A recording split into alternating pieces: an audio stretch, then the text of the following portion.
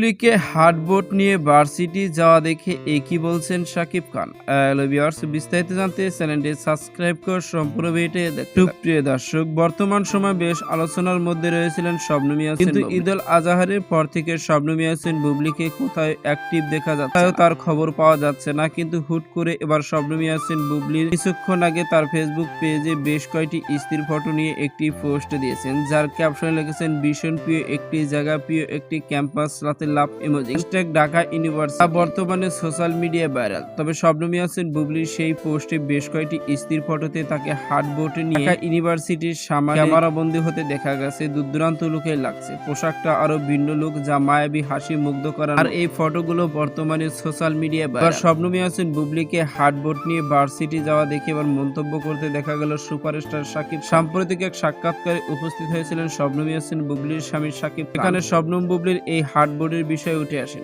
একটার সময় শাকিব খান জানান, সত্যি আমারও অনেক ভালো লেগেছে। বুবলি দেখি হার্ডবোর্ড নিয়ে ঢাকা ইউনিভার্সিটিতে গিয়েছে। তিনি আসলে লেখাপড়ার প্রতি অনেক মনোযোগী, মনে হয় গ্রাজুয়েট শেষ করার জন্য আবারও নতুন করে পরীক্ষা দিতে যাচ্ছে, এমনটি জানিয়েছেন সুপারস্টার শাকিব। তো সুপ্রিয় দর্শক, ভিডিওটি আপনার কাছে ভালো লাগলে একটা লাইক দিন। নিত্য নতুন ভিডিও আপডেট পেতে চ্যানেলটি সাবস্ক্রাইব করুন। অসংখ্য ধন্যবাদ পুরো ভিডিও উপভোগ করার জন্য।